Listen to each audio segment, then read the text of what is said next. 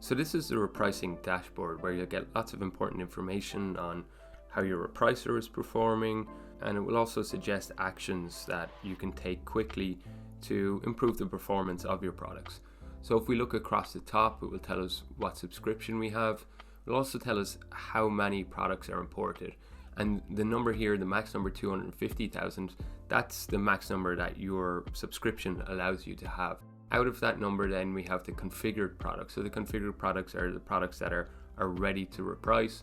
And then we can see how many of them are winning the buy box. So next, looking at the priority section, this is a dynamic section. So it will change all the time depending on the actions that you take, and it will give you new insights and ways to quickly improve your performance. So in this case, it's just pointing out that we have certain products that need a min and a max. So if we click on the button to assign min and max price, that will bring us to the products page where we can quickly assign those min and maxes. The other thing we're told here is that there's products that need a repricing rule assigned. So again, if you click that button there, it will bring you to the products page and you can assign a pricing rule to those products. So the first thing we have here in the repricing insights is the EPM limit. So an EPM is an event per minute. An event is when a price change triggers Amazon or eBay or whatever marketplace it is to send a notification to Repricer.com, and you need to keep an eye on events per minute. There is a limitation on events per minute depending on what pricing pack you're on.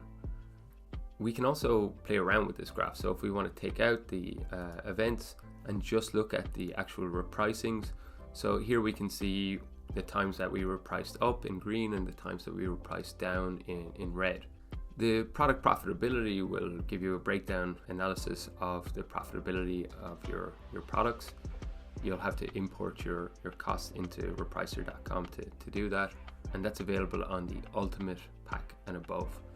Then you have repricing events, which is similar to the EPM events. You can also look at buy box ownership. So this is talking about how many products you have that are in the buy box each day, not in the buy box, or when you partially own the buy box. You have opportunities to win back the buy box. So these are products that recently lost the buy box. And if you click on the manage product buttons here, you'll go straight to those products and you'll be able to take action to maybe price more aggressively in order to win back the buy box. Next, you have the buy box predictor, and this tells you about the probability of your products winning the buy box. So the green ones have a really good chance, the orange one's a medium one, and the red ones look like they have a very low probability of winning the buy box. What's interesting here is you can actually click on any one of these and it will bring you to a list of those products. So maybe those low probability products, you might want to take action on those. So click here and then you can go in and assign a different type of rule to them. The most improved product section just tells you about your best performing products recently.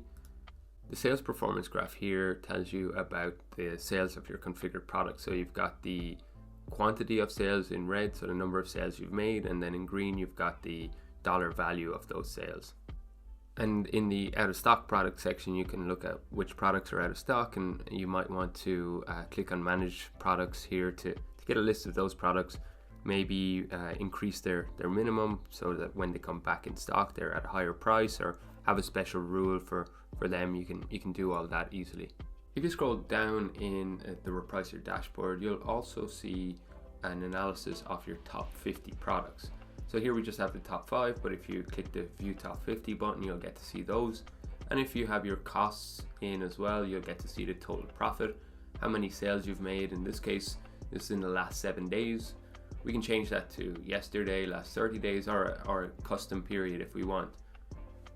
Finally, if you have your costs in again, you'll get a full profitability trend. So you'll get to see the profitable sales in green, the unprofitable ones in red, and the ones that profitability is unknown, that's if you don't have the cost input.